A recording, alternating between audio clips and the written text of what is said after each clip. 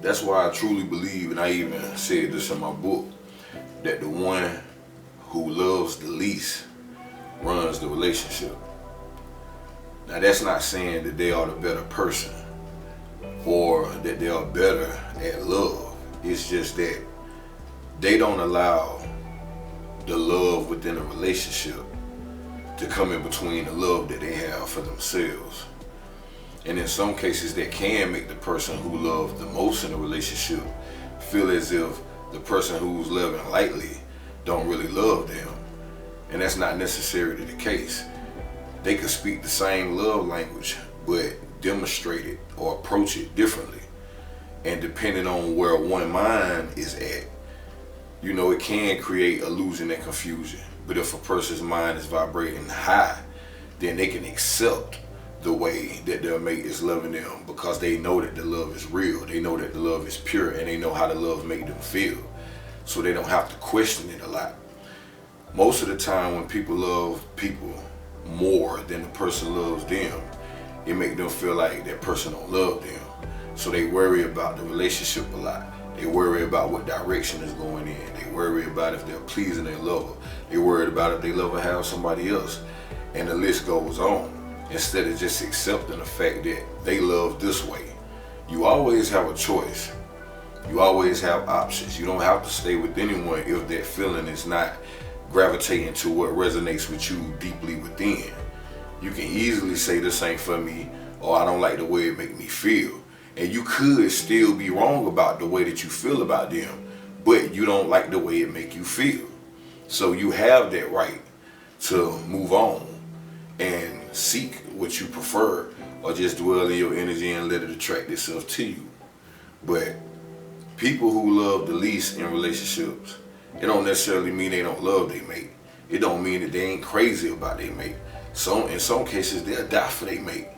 But it means that they don't put themselves second. That's it.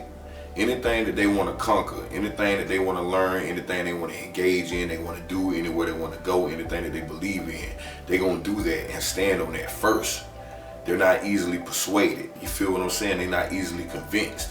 You can't knock them off their rock. And if you are a person that's easily convinced, easily persuaded, and put love and your person's feelings before yours, you're going to expect that in return.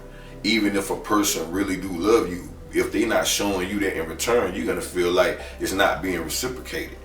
The love energy is being reciprocated, but the way that you want them to behave or approach a certain situation pertaining to love is not being reciprocated to your perspective.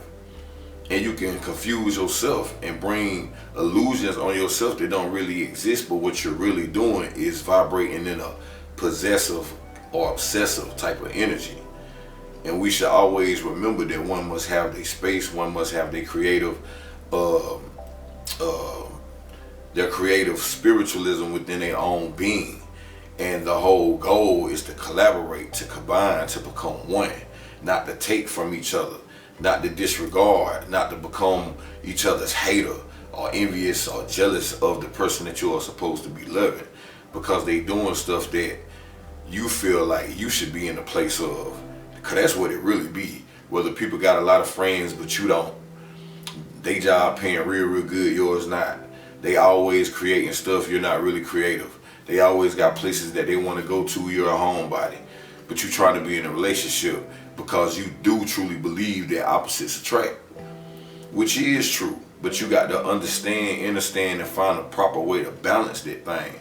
Or else everybody's going to be pointing fingers and playing the victim when it ain't nobody's fault but yours for engaging in that relationship and trying to accept the person for who they are, but also battling with being in your ego when it come down to the things that you don't like about them.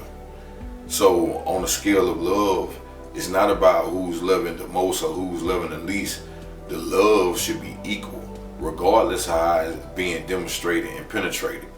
Everybody still got to be able to get to a point where you truly understand, overstand, and understand who you are in alignment with, who you are becoming a divine counterpart in oneness with. That's not nothing to play with, because you're going to go through toxic situations over and over again. You're gonna go around trying to find yourself, losing yourself, don't want to deal with nobody else, trying to find yourself, losing yourself, cycles all over again. Blaming people, blaming love instead of yourself. So I tell people to always love yourself first. Approach situations vulnerable but not vulnerably stupid. Open-minded and open-hearted to other people's beliefs, other people's suggestions, and other people's ways of living and operating, because whatever is for you is going to join you and move in unison. It's going to be in sync, and you ain't going to have to force that thing. It's going to just be like that because y'all are just being, and that shit pure.